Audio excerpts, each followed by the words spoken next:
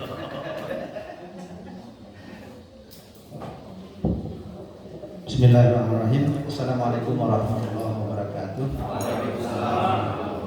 Yang saya hormati, mulai dari ujung kiri saya yang mewakili Dandim Cirebon, yang kami hormati yang mewakili Bupati Cirebon, yang kami hormati anggota Dewan DPRD Kabupaten Cirebon, yang tidak kalah penting yang kami hormati senior kami, kakak kami, Kepala Dinas Pertanian dan Perikanan Kabupaten Cirebon, yang kami hormati yang mewakili Kapolres Kabupaten Cirebon, dan sekian banyak unsur yang hadir pada saat ini.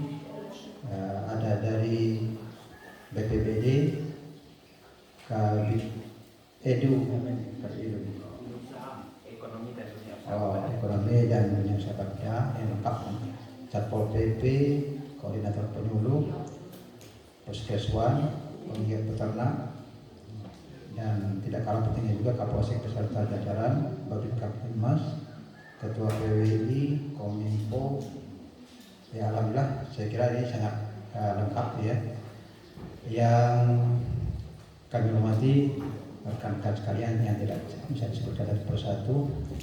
Yang pertama dan terutama sekali, walaupun dalam kondisi musibah, ya, terbiasa kalau di takziah itu ada anak musibahnya, tapi kita tetap harus bersyukur kepada Allah Subhanahu Wa Taala, terutama bahwa pada saat ini kita yang hadir di ruangan ini dalam kondisi sehat walafiat, tidak kurang satu apapun, termasuk mungkin begitu juga tidak kurang ya. Amin ya rabbal alamin. Kemudian salam semoga tercurah pada junjungan kita Nabi Muhammad Sallallahu Alaihi Wasallam. Mudah-mudahan di bulan yang baik ini, di bulan Syawal, kita masih tetap menjalankan syariat yang beliau bawakan kepada kita sekalian. Khususnya masih ada waktu untuk puasa 6 di bulan Syawal. Kemudian kita sekalian tidak melalaikan dan tidak melupakan itu, sehingga pada akhir Syawal semua kita tidak bisa menegakkan puasa 6 ini.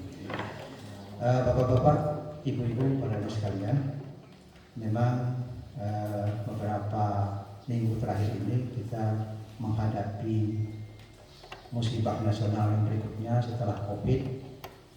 Mungkin semua kita sudah tahu dari kulit-kulitnya dulu, tapi isinya belum tahu persis apa yang menjadi momok kita bersama ini.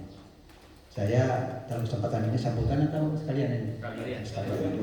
Sekalian akan mencoba untuk memberikan gambaran secara lebih jelas dan detail tentang penyakit PMK yang sedang mewabah secara nasional.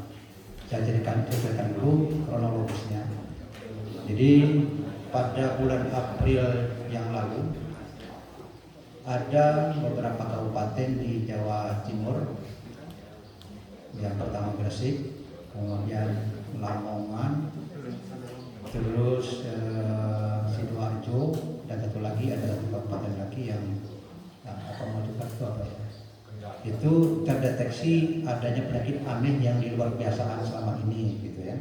Dikira tadi penyakit biasa yang ada di Indonesia pada tahun-tahun terakhir, tapi ternyata sekian seiring dengan perkembangan tanda-tanda klinis yang terjadi pada sapi pada waktu itu, jadi itu sudah betul-betul menciri, gitu ya.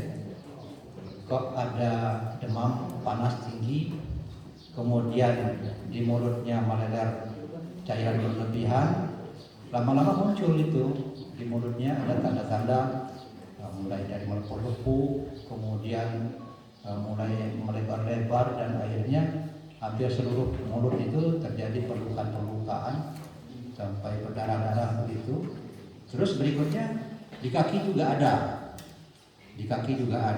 jadi sekitar jaringan-jaringan antara kaki dengan kulit itu mulai juga ada timbul bercak merah, terus melepuh-lepuh, dan pada akhirnya sapinya itu sudah nggak bisa berdiri lagi. Nah itu, jadi itu kronologis awalnya. Jadi curiga dengan itu, maka dari dinas kabupaten masing-masing menurunkan tim untuk terjun ke lapangan mendeteksi tentang kejadian yang ada, dan setelah dicocokkan dengan ciri penyakit PMK, ternyata itu sudah betul-betul mengarah ke PMK. Selanjutnya itu mereka sudah disebarkan sampai ke Jawa Timur oleh Kepala Dinas Peternakan di Jawa Timur. Kemudian sudah diturunkan tim ahli dari Balai Pusat Veteriner Farma di Jawa Timur, dan setelah dilakukan uji laboratorium ternyata positif PMK. Ini yang membuat situasi sontak menjadi heboh. Itu di Jawa Timur pertama. Kemudian yang kedua, di Provinsi Aceh juga ada dari satu kabupaten, kalau tidak salah Aceh Tamiang ya, itu juga ada kejadian yang sama, di mana terjadi kasus-kasus dengan ciri yang sama tadi seperti yang saya jelaskan di peternak, dan setelah dikonfirmasi juga ternyata positif juga. Jadi cukup jauh kan antara Jawa Timur dengan Aceh. Terus berikutnya muncul lagi laporan dari Bangka Belitung. Nah, jadi Bangka Belitung juga teman kita, kebetulan teman saya juga Dr. Junaidi di sana melaporkan adanya kasus klinis tanda-tanda yang sama gitu. Setelah dikonfirmasi ternyata positif juga. Jadi 3 daerah pertama yang dinyatakan positif PMK itu. Nah, menyikapi itu setelah bertambah hari informasinya semakin meluas, dan saat ini sudah ada 10 provinsi yang sudah dinyatakan positif dan minimal terduga. Ini mungkin bisa ditayangkan di YouTube, itu ada peta-peta tentang penyebarannya. Nah, ini saya ingin menjelaskan pertama untuk gambaran tentang penyakit ini secara menyeluruh. Yang pertama, saya ingin menjelaskan apa itu penyakit mulut dan kuku.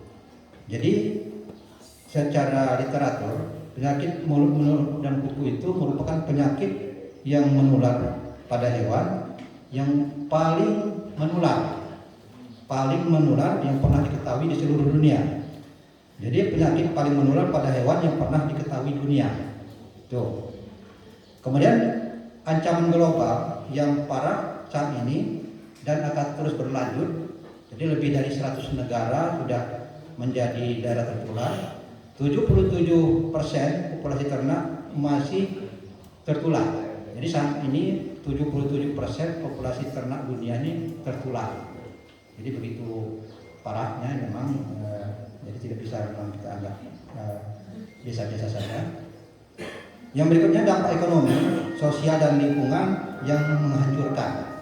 Karena yang pertama, kerugian produktivitas yang parah. Kemudian yang kedua, gangguan dalam berbagai kegiatan pertanian, tentu saja. Pertanian, peternakan, industri, dan sosial. Kenapa ini kaitannya dengan pertanian?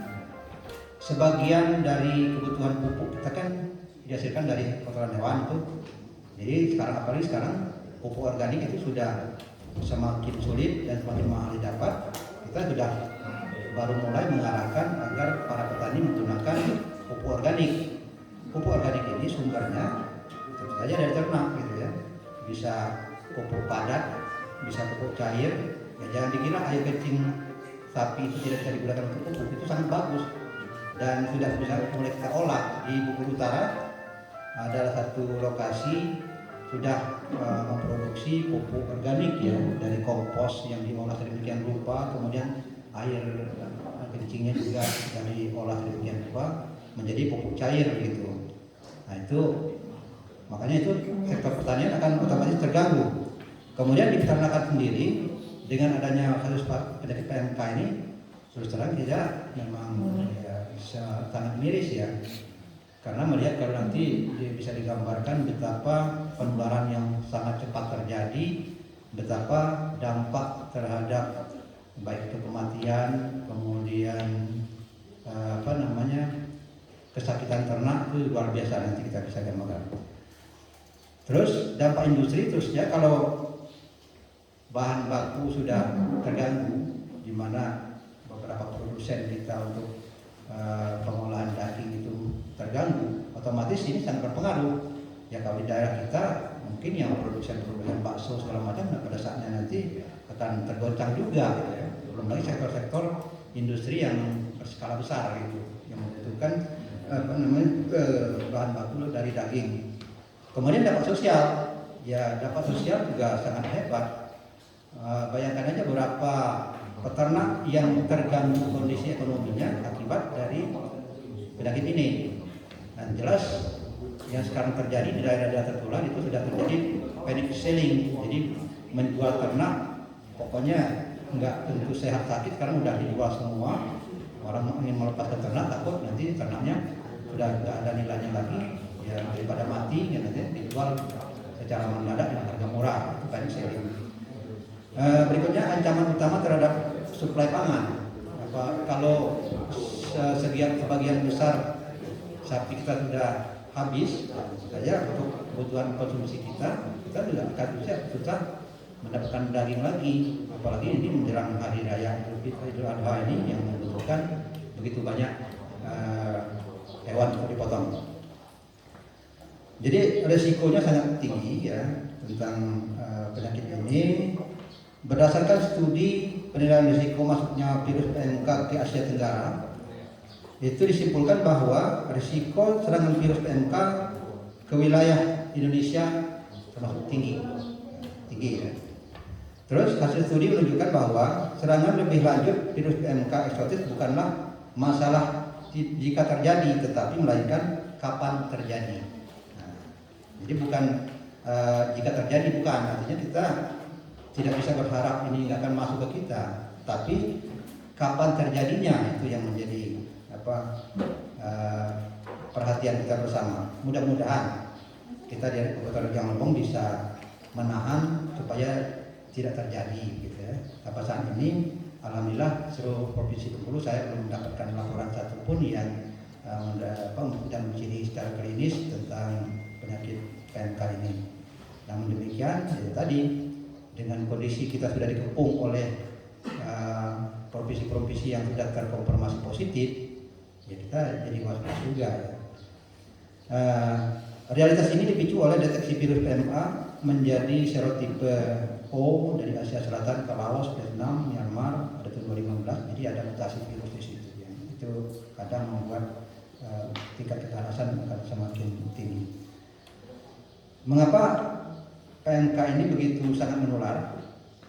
Yang pertama, rentang hospes, artinya penyakit hewan-hewan yang bisa terkena ini sangat lebar. Rentang hospes sangat luas ya. Itu sapi, kerbau, domba, babi, kambing, hewan berkuku belah lainnya, termasuk rusa, unta dan lain sebagainya. Jadi setiap hewan yang berkuku belah itu berisiko terhadap terjadinya penularan PMK, kecuali kuda. Kalau kuda kan kukunya tunggal yang belah itu nggak kena kalau kuda. Nah, sifat daripada virus PMK, penyakit PMK ini morbiditas tinggi. Morbiditas itu artinya tingkat serangan sakitnya, tingkat kesakitannya itu tinggi. Akan tetapi mortalitas rendah. Mortalitas rendah itu artinya tingkat kematian rendah. Tapi itu kalau virusnya yang itu aja yang ada.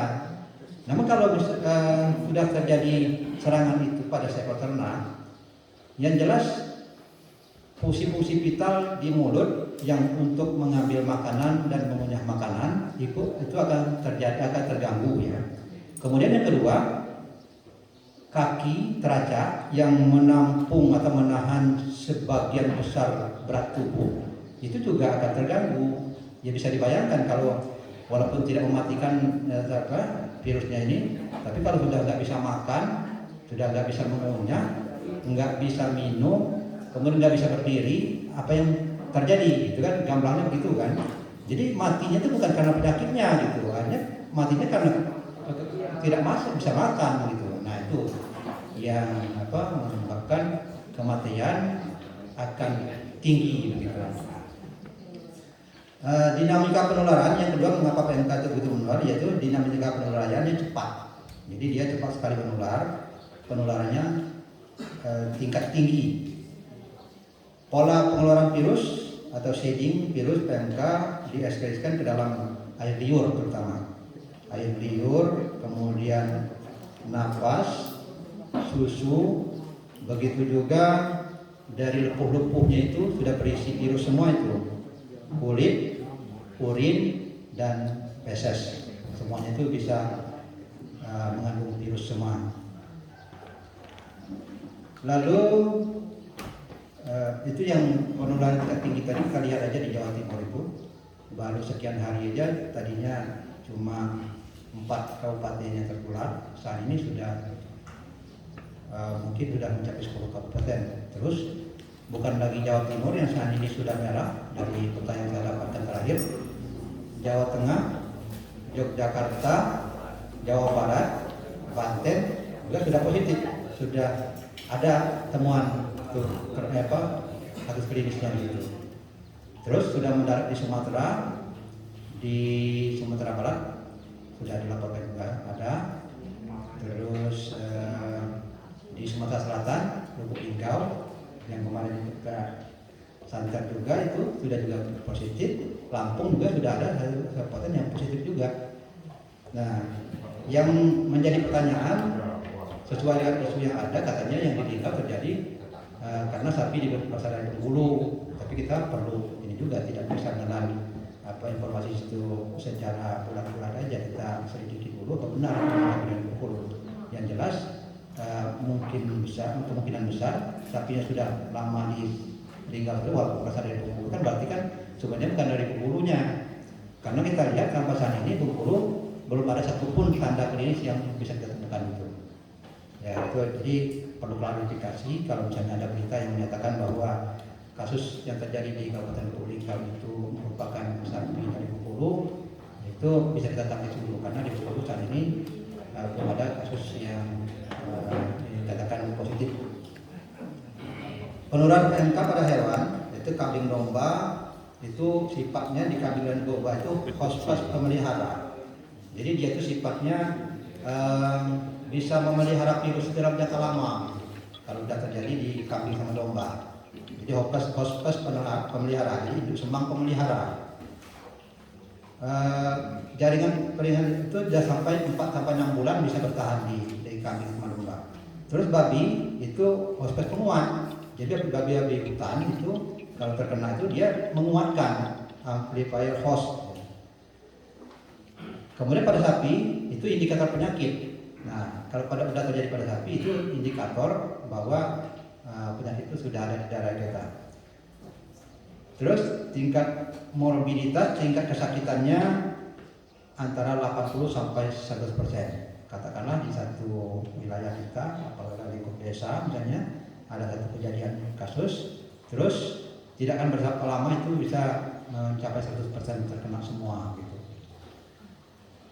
Tingkat mortalitas cenderung rendah pada ternak dewasa 1-5% dan mencapai 20% pada ternak muda. Jadi ternak muda lebih berisiko juga.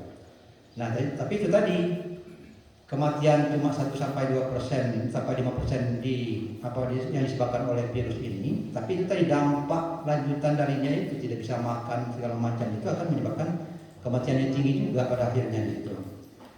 Masa inkubasinya, kalau kita mengamati di lapangan, mulai dari masuknya virus ke dalam tubuh sampai terjadinya gejala klinis itu 1-14 hari.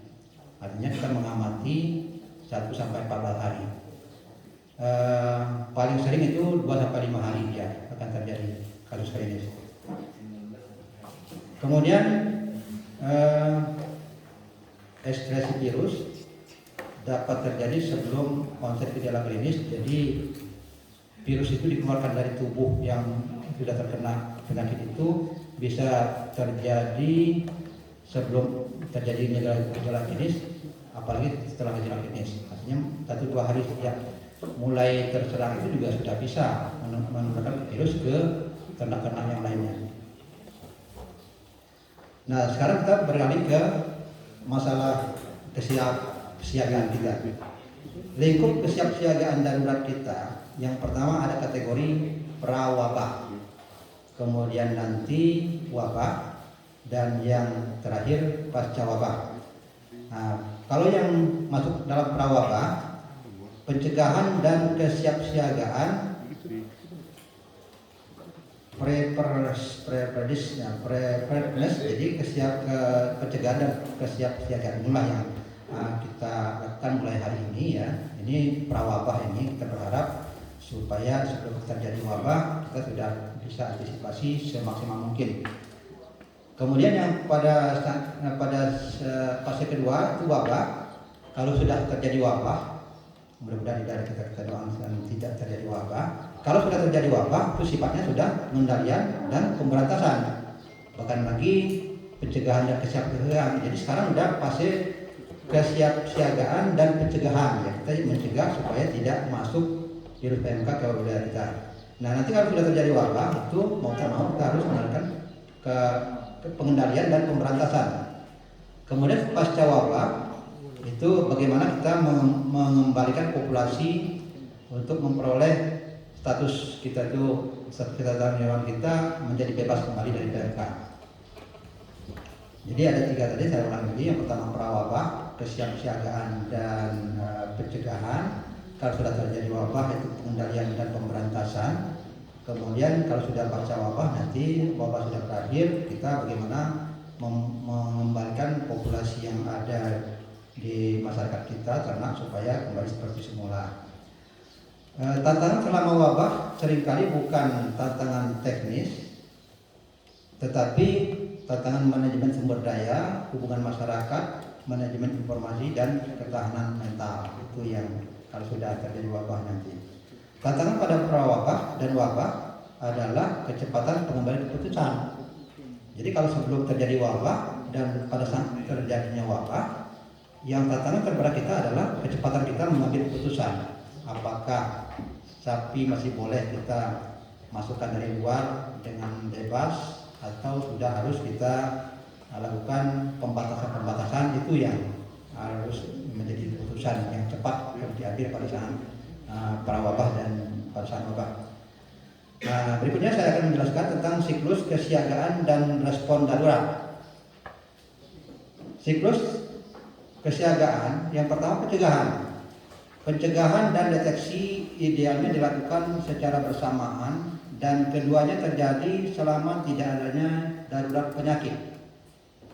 Jadi idealnya dilakukan secara bersamaan dan keduanya terjadi selama tidak adanya darurat penyakit. Nah, itu pencegahan. Jadi kita melakukan upaya pencegahan ya sebelum terjadinya penyakit. Kemudian deteksi, pencegahan, deteksi itu dilakukan secara bersamaan.